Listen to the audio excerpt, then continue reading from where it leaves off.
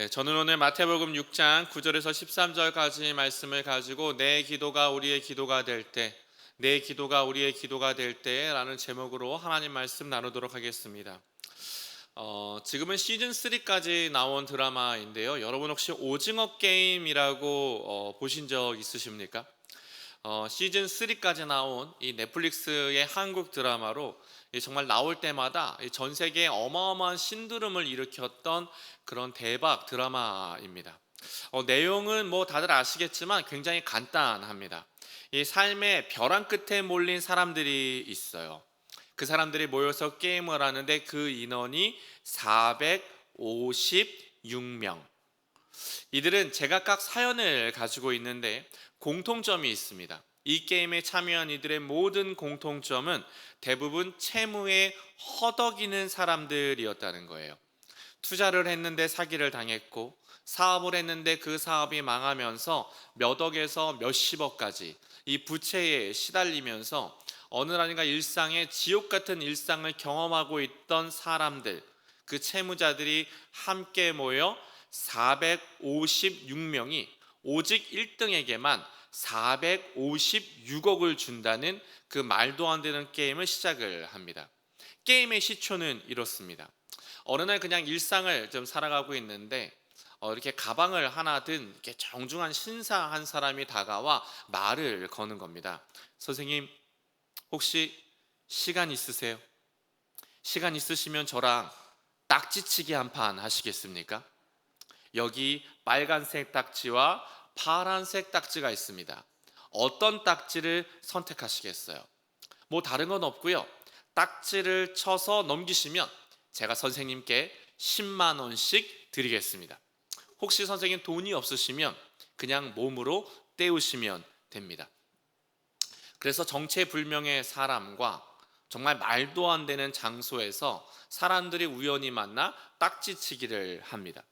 이거 뭐 믿져야 본전이니까 그냥 빨간 딱지, 파란 딱지로 한 번씩 치고 봤는데 이 사람이 져주니 손쉽게 몇십만 원이 내 손에 들어오게 되고 기분이 너무 좋을 때 명함을 한 장 쓱 주는 거죠. 혹시 더 큰 게임을 하고 싶으시면 명함에 적힌 그 번호로 전화 주세요. 그렇게 명함을 받고 모여든 사람들이 456명. 이들은 초록색 추리닝을 입고 456억의 상금이 달린 게임을 시작합니다. 게임은 간단합니다. 무궁화 꽃이 피었습니다. 이게 첫 번째 게임. 그리고 거기서 이겼더니 그 다음은 줄다리기, 그리고 구슬치기, 그리고 달고나, 그리고 마지막에 오징어 게임에 이르기까지 이 어린 시절 운동장에서 놀았던 이 재미나고 즐거운 그런 여러 가지 게임들을 생존의 어떤 이 수단으로 사용을 하는 거죠. 사실 저는 이 오징어 게임 안 보려고 했습니다. 이게 이 시리즈 이 넷플릭스의 특징이 한 번 시작하면 반드시 끝을 보게 만드는 시스템이거든요. 이게 다음이 너무 궁금해서 안 볼 수가 없기 때문에 이거 한 번 보면 10시간이다. 이건 안 된다 싶어서 요즘은 유튜브가 너무 잘 돼 있어서 유튜브를 치면 20분 안에 이 모든 걸 다 요약해 주거든요. 그래서 20분 짤방 보고 마무리하려 했는데 미용실을 갔는데 원장님이 이 파마를 말아주면서 얘기하는 거예요. 고객님, 오징어 게임 보셨어요? 아직 안 봤는데요. 고객님이 안 보시면 어떡해요? 고객님, 이거 보셔야죠. 어차피 이거 말고 열 하고 하려면 1시간 걸리니까 틀어드릴 테니 잠깐 보세요. 그리고 보고 딴 손님을 맞이하러 가시는 바람에 꼼짝없이 1회를 보기 시작해서 계속해서 정주행을 시작을 했습니다. 개인적으로는 저 이거 너무 잔인하고 불편하더라고요. 그러니까 무궁화 꽃이 피었습니다. 이거 하면 아시잖아요. 이렇게 몸을 이렇게 살짝 움직이면 너 움직였어. 나와.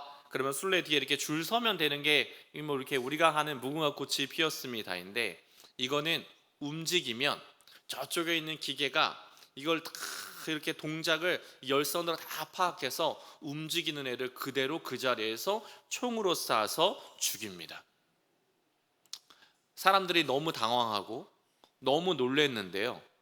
게임을 지금이라도 포기하고 싶으면 포기하라 하는데 포기하지 못해요. 옆에 있는 사람이 죽었지만 내가 1등하면 456억인데 내가 혹시 이겼으니 내가 이 상금 가질 수 있는 거 아니야? 이 생각에 포기하지 못하고 끝까지 죽어가는 게임인 거죠. 사람들은 왜 그러면 이 드라마에 열광을 했을까요? 호불호가 명확히 갈리는 이 드라마를 통해 우리가 생각해 봐야 할 건 뭘까요? 개인적으로 저는 드라마를 보다가 두 가지가 생각났습니다. 하나는 고통이었고 하나는 공동체였습니다. 이 돈이 많건 적건 성공했건 실패했건 산다는 건 이 고통을 수반할 수밖에 없고 무언가를 성취해서 정점에 선다 하더라도 결국 그 자리에서 내려오면 사람은 공허함과 허무함을 느낄 수밖에 없는 게 인생이기 때문에 인생은 그냥 살아가는 것 자체가 어쩌면 본질적으로 고통이다. 산다는 것 자체가 어쩌면 그 자체로 지독한 외로움과 고독함을 경험하는 자리가 될 수 있는 거죠. 그래서 공동체, 사람이 혼자 사는 것이 좋지 아니해서 하나님이 남자를 만드신 다음에 여자도 만드셔서 가족이라는 공동체로 함께 살도록 창조하신 이유는 인생은 이 오징어 게임에서 보여주는 것처럼 게임에서 이기고 지는 승패의 싸움이 아니라 서로 사랑하면서 고통 가운데서도 아픔 가운데서도 함께 살아내는 선물임을 깨닫게 하기 위해서인 줄 믿습니다.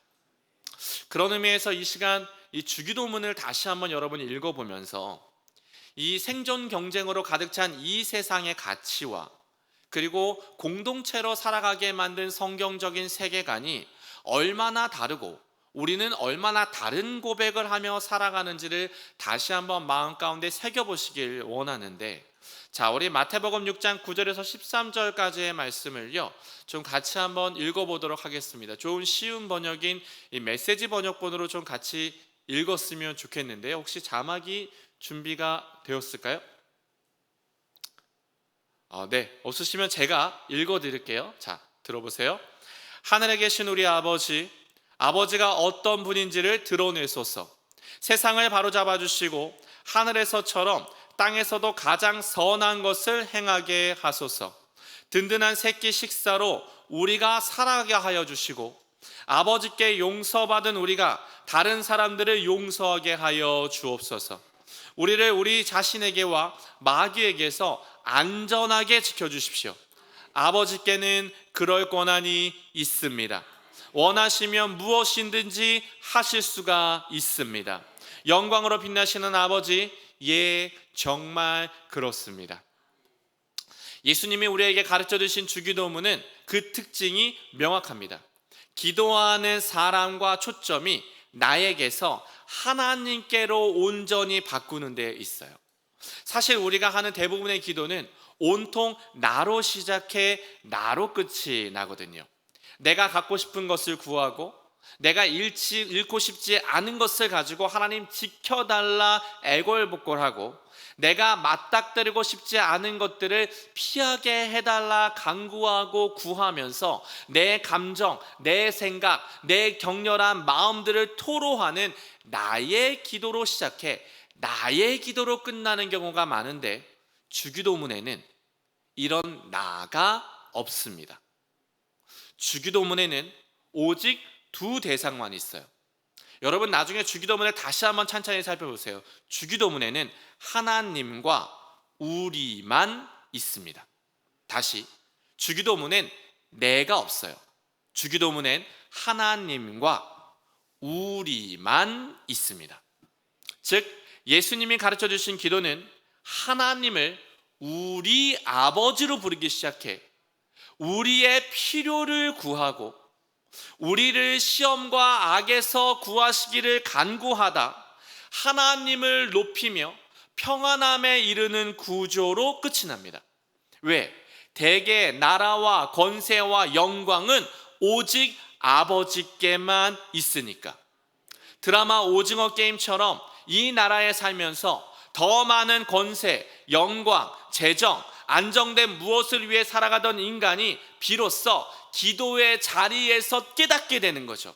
이 나라와 권세와 영광은 아버지께만 있구나.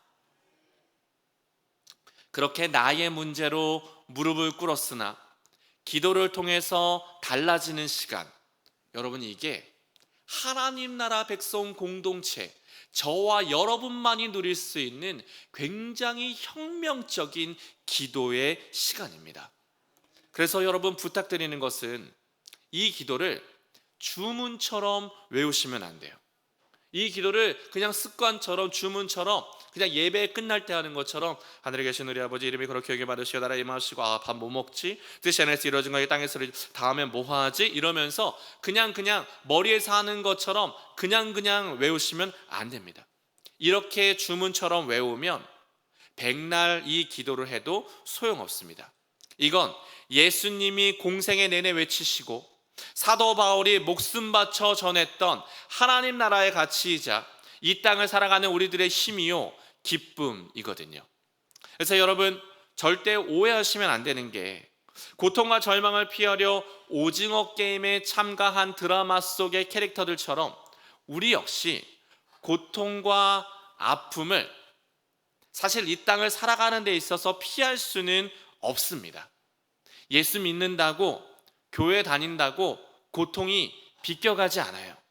예수 믿는다고 내 가정과 자녀에게 평화만 찾아오지 않고요, 늘 좋은 일, 늘 행복한 일, 항상 판타스틱한 이벤트만 내 삶에 생기지 않습니다. 우리는 인간의 탐욕과 이 사탄의 공격 가득한 이 땅을 살아가고 있기 때문에 다른 사람과 똑같이 힘들고 고단하고 아픈 일들을 당합니다. 그러나 우리는 알죠. 이 고통의 목적이 있고 하나님은 반드시 이를 통해 합력하여 선을 이루실 것이다. 우리는 압니다. 또한 말할 수 없는 탄식으로 우리를 위해 친히 간구하시는 성령께서 영원토록 우리를 떠나지 않으시고 우리와 함께하고 계심을 우리는 압니다. 그래서 베드로전서 4장 12절에서 13절은 이렇게 말씀합니다. 사랑하는 자들아, 너희를 연단하려고 오는 불시험을 이상한 일 당하는 것 같이 이상히 여기지 말고 오히려 너희가 그리스도의 고난에 참여하는 것으로 즐거워하라. 이는 그의 영광을 나타내실 때에 너희로 즐거워하고 기뻐하게 하려 함이라. 그리고 예수님은 요한복음 16장 33절에서 이렇게 선포하셨습니다. 자, 우리 요한복음 16장 33절 말씀 우리 같이 한번 크게 읽을까요? 시작. 이것을 너희에게 이르는 것은 너희로 내 안에서 평안을 누리게 하려 함이라. 세상에서는 너희가 환난을 당하나 담대하라. 내가 세상을 이기었느니라. 즉 예수님이 주기도문을 가르치신 이유는 여기에 있습니다. 우리도 이 땅에 살아가면서 먹고 사는 문제로 고민할 수 있다는 것. 사업에 실패할 수 있고 직장에서 실직할 수 있고 생각만큼 돈벌이가 되지 않아서 생활의 궁핍함을 경험할 수 있습니다. 그래서 주님이 기도하라 말씀하시는 거예요. 오늘 우리에게 일용할 양식을 주옵소서. 주님, 오늘 지금 우리에게 일용할 양식을 더하여 주옵소서. 때로는 죄를 짓고 못된 짓거리하는 이웃들 만날 수 있거든요. 아니, 어떻게 이 사람이 이럴 수 있지? 이 사람이 나한테 이럴 수 있지? 어떻게 저 사람이 나한테 이렇게 할 수 있지? 나 자신은 물론 다른 사람에 대한 어떤 실망감 때문에 어쩔 줄 몰라 하며 상처받을 때 있습니다. 그래서 주님이 기도를 가르쳐 주시는 거예요.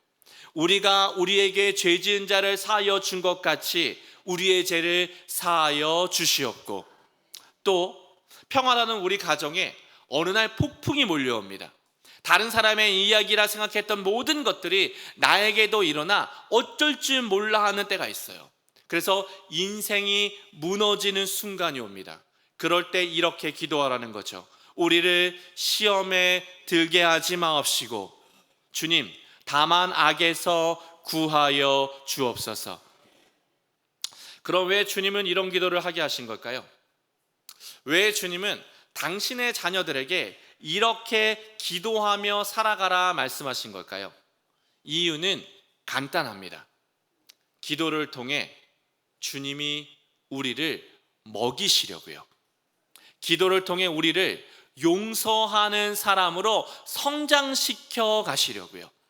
기도를 통해 시험을 당하나 담대한 사람이 되어가고, 기도를 통해 악한 어떤 일들을 만났으나 이기는 사람으로 변화시켜 하나님 나라의 백성 공동체인 교회가 여전히 이 세상의 빛이요 소금임을 알게 해서 사단의 진을 회파하고 하나님 나라의 질서를 세워가기 위해 주님은 우리에게 기도를 가르쳐 주셨고, 그 기도를 생명줄 삼아서 숨가쁜 세상에서도 세상에 누릴 수 없는 평안과 안식을 가지고 이 땅 가운데 기쁨으로 살아가라고 주님은 우리에게 하나님 나라의 기도를 알려주셨고, 그 모든 일상 가운데 주님을 바라보며 기도하며 나아갈 때 하나님이 어떻게 역사하시는지, 어떻게 일하시는지, 우리의 삶을 이끌어 가시는지, 하나님이 어떻게 선한 목자가 되시는지 생생하게 경험하고 증언하러 살아가라고 주님 우리에게 친히 기도를 알려주셨고, 그 기도를 통해 역사하고 계시는 줄 믿습니다.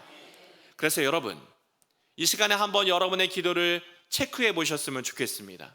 여러분은 어떻게 기도하고 오셨습니까? 여러분은 지금까지 어떤 기도를 해 오셨습니까?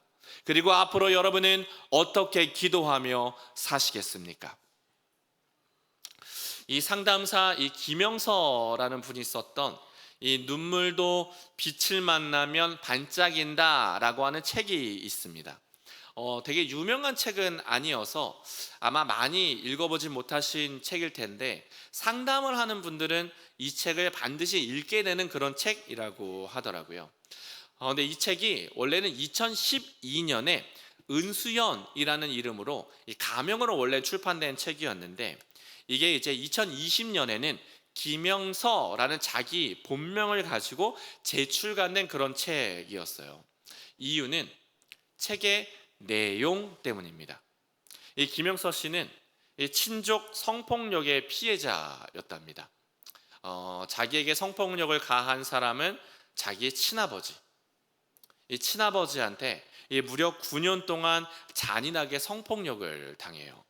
이 책을 읽으면 이 책을 더 이상 읽기가 어렵다 싶을 만큼 너무 상세하게 기록을 해놔서 책을 읽다가 덮어두게 되는 책은 진짜 오랜만인 것 같아요. 더군다나 책을 읽다 보면 마음이 아파야 되는데 이 내용이 너무 절절해서 책을 읽다가 몸이 아플 정도의 그런 책입니다. 충격적인 건 딸을 성폭행했던 이 아버지라는 사람이 이 교회 목사였던 거죠. 이 교회에서 목회를 하는데 성도들 앞에선 천사였대요. 성도들 앞에선 천사고, 너무 친절하고 너무 거룩하고 너무 젠틀한 사람인데 자기한텐 성폭력을 행하고 어머니와 형제들한텐 말할 수 없는 폭력을 행하는 그런 이상한 사람이었다는 거죠. 어렸을 때니까 8살, 9살, 10살, 11살 어렸을 때니까 어떻게 이렇게 저항을 못 하다가 이제 20살이 됐을 때 김영서 씨가 집을 가출해서 도망쳐 나옵니다. 그리고 도망쳐 나오자마자 했던 건 뭐냐면 변호사를 만나 아버지를 고소해요. 다행히 그동안 모아뒀던 증거도 있고, 또 마침 좋은 변호사와 좋은 경찰을 만나서 이 목사이자 이 가해자인 아버지를 체포하게 되는데 겨우 7년만 복역하고 나옵니다. 자기는 이 감옥에서 더 이상 나오지 못해서 이제 우리 가정이 이제 평안할 줄 알았는데 이게 이제 재판이 어떤 과정인지 7년, 너무 짧은 시간 복역하고 나온 거죠. 그래서 이쯤 되면 우리가 예상할 수 있습니다. 이제 더 이상 김영서 씨는 그리스도인이 아니겠구나. 집과 교회에서 이중적인 아버지의 모습을 보고 그 이중적인 설교를 계속 들으며 살아왔으니 목사의 자녀로서 어디 가서 신앙생활할 수 있고, 어떤 목사를 신뢰할 수 있고, 어떤 공동체를 믿을 수 있겠어요. 당연히 기독교를 떠나서 저주하며 살아가지 않을까 예상했는데, 놀랍게도 이분이 여전히 신앙을 유지하고 누구보다 하나님과 가까운 삶을 살아갑니다. 이 서강대학교에서 석사 학위를 받았는데 논문 맨 앞에 이렇게 감사의 글을 적었더라고요. 이렇게 적혀져 있습니다. 주님, 감사합니다. 어느 누구보다 더 가까이에서 저를 지도하여 주신 주님께 먼저 감사를 드립니다. 또한 사랑하는 공동체 식구들에게 감사의 인사를 드립니다. 작년에 제가 너무 힘든 시간을 겪어야 했을 때 저와 함께 살아주고 저와 함께 아파해주고 저를 위해 기도해 주었던 신천 공동체의 동생들, 이 교회 공동체의 식구들에게 진심으로 감사합니다. 충분히 신앙을 버릴 수 있고 기독교를 떠날 수 있고 또 저주하며 살 수 있는 모든 조건들이 다 갖추어졌음에도 불구하고 지금 김영서 씨는 감사의 인사를 하는 사람이 되어간 거죠. 더군다나 자기가 그런 아픔을 당했기 때문에 그런 아픔 겪은 사람들의 마음을 너무 잘 알아서 결국은 상담을 공부하게 되고 지금은 성폭력 전문 상담사가 돼서 정말 더 많은 사람들을 돕는 인생의 조력자가 되었는데, 이유가 뭘까요? 어떻게 그렇게 많은 아픔을 겪었고 교회에 대한, 목회자에 대한 여러 가지 정말 절망스러운 많은 것들을 보았는데도 불구하고 어떻게 여전히 주님 안에 살아가는 그런 사람이 된 걸까? 기독교 신문과 신문사와의 인터뷰를 했는데 기자에게 이런 얘기를 합니다. 자기는 기도를 다른 사람들처럼 고분고분하게 하지 않았던 게 지금의 자기의 삶을 이끌어간 거 아닌가 싶다. 즉 자기는 기도할 때 하나님께 욕도 했대요. 왜냐하면 자기 삶이 너무 괴로웠으니까, 자기 삶이 지옥 같았으니까, 자기 삶이 정말 절망가도 같았으니까, 그 일을 당하고 있을 때, 그런 상황에 처해질 때 하나님은 대체 무엇을 하셨고, 하나님은 대체 왜 두고만 보고 계셨고, 하나님은 대체 왜 개입하지 않으시고, 왜 하나님은 대체 나에게 말씀하지 않으시고, 왜 내가 그렇게 구하고 외쳤건만 하나님 나를 도우시 않으시냐, 정말 미친 듯이 따져 물으며 10대의 모든 시절을 보냈는데 20대가 되고서도 30대가 되고서도 가만히 살펴보니 자기에게 대안은 예수 믿는 것 외에 다른 대안은 없더래요. 가만히 살펴보니 자기는 계속해서 하나님 앞에 절규하며 정말로 자기의 머릿속에 이해되지 않는 많은 것들을 가지고 하나님 앞에 늘 질문하고 하나님과 싸우고 하나님과 분투하고 하나님 앞에 무릎 꿇으며 투쟁하며 살았는데, 그 모든 투쟁의 시간들이 지금의 자기의 삶을 이끌어 왔다는 거죠. 그러면서 이분이 이 책의 마지막에 아버지를 용서한다며 이런 에필로그의 글을 썼습니다. 오랜 시간 아빠라는 존재가 너무 싫고 죽어버렸으면 좋겠다 생각했습니다. 그런데 지금 저는 예수님을 온전히 신뢰하면서 아빠를 예수님께 맡겨놓기로 했습니다. 예수님이 제게 말씀하시는 것 같았습니다. 네 아빠를 나에게 던져놓으렴. 네가 용서하려 하지 말고 네 아빠를 나에게 던져놓으렴. 네가 미워하지 말고 네가 원수 갚으려 하지 말고 그저 나에게 던져놓으렴. 그래서 저는 예수님을 믿고 아빠를 예수님께 던졌습니다. 저는 예수님을 믿고 저희 아빠를 예수님께 맡기는 겁니다. 즉 이분은 말로 표현할 수 없는 가공한 폭력을 당했고 엄청난 고통을 겪었습니다. 그런데 이겨냈어요. 어떻게 이겨냈을까요? 여러 가지가 있지만 논문 표지에도 적혀 있듯이 공동체, 아이러니하게도 교회 공동체를 통해서 이겨냈습니다. 시험을 당했으나 공동체를 통해서 이겨냅니다. 악한 일을 당했으나 공동체와 함께 극복합니다. 넘어지고 쓰러졌으나 공동체와 함께 일어서고요. 혼자서는 도무지 감당할 수 없는 문제를 만났으나 공동체와 함께 그 문제를 풀어갑니다. 그러기에 여러분, 기도하실 때 이 교회를 위해서도 함께 기도해 주십시오. 우리 교회가 정말 서로를 품을 수 있는 공동체가 되어갈 수 있도록, 우리가 출석하고 우리가 사랑하는 이 교회 공동체를 통해 아픔당하고 절망당하고 쓰러진 모든 사람들이 일으킴 세워질 수 있는 교회가 될 수 있도록 여러분 함께 기도해 주십시오. 또한 어려움 당하셨을 때 혼자서만 끙끙거리지 마시고 여러분 기도를 부탁하셔야 합니다. 괜히 민망하고 뻘쭘하고 조금 그렇다 생각하다고 이 기도를 부탁하고 기도 제목을 요청하면 기도 제목 말씀 안 하시는 분들이 꽤 많거든요. 근데 여러분, 교회는 궁극적으로 공동체로 함께 살아가는 사람들, 함께 기도를 부탁하고 그 기도 가운데 함께 들어가고 그 기도의 응답과 역사를 바라보면서 하나님 나라를 바라보는 사람들. 그러므로 여러분, 주저하지 말고 함께 기도를 부탁하고 그 기도의 제목을 받으셨다면 힘써 중보해 주십시오. 왜? 우리는 이 땅을 살아가면서 하나님을 아빠 아버지로 부르는 유일한 사람들, 주님 안에 형제여 자매인 이 세상 어디에도 없는 유일한 교회 공동체로 부름받은 하나님의 자녀들이기 때문입니다.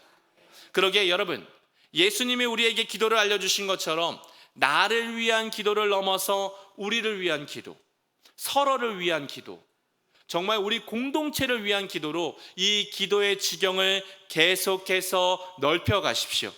나에게 일용할 양식, 나의 용서, 나의 이김이 아니라 우리에게 일용할 양식을 주시옵고, 우리가 우리에게 죄 지은 자를 용서하여 준 것 같이 우리의 죄를 사하여 주시옵고, 우리를 시험에 들게 하지 마시옵고, 함께 예배하는 우리가 악에서 이겨낼 수 있도록 하나님 나라 백성 공동체로 부림받은 우리가 하나님 나라를 꿈꾸며 살아갈 수 있도록 주님, 이 시간 함께 모인 우리를 축복하여 주시고 함께 모인 우리를 주의 자녀로 부르셨사오니 하나님 이 시간에 임재하여 주셔서 하나님 이 시간 우리 모두가 주의 자녀로 살아가는 그 기쁨과 소망을 누리며 나아가게 해달라고 이 시간 서로를 위해 중보할 때 정말 하나님의 우리를 위해서 하신 모든 계획하심과 인도하심을 바라보며 중보하며 나아갈 때 하나님의 나라가 내 삶을 넘어 우리 모두에게 드러나고 다시 한번 그리하여 교회를 통해 하나님의 행하신 놀라운 일들이 사랑하는 도봉교회를 통해서 또 일부 예배를 참석한 모든 성도들의 그 공동체와 삶의 여정 속에 드러나기를 주님의 이름으로 축원드립니다.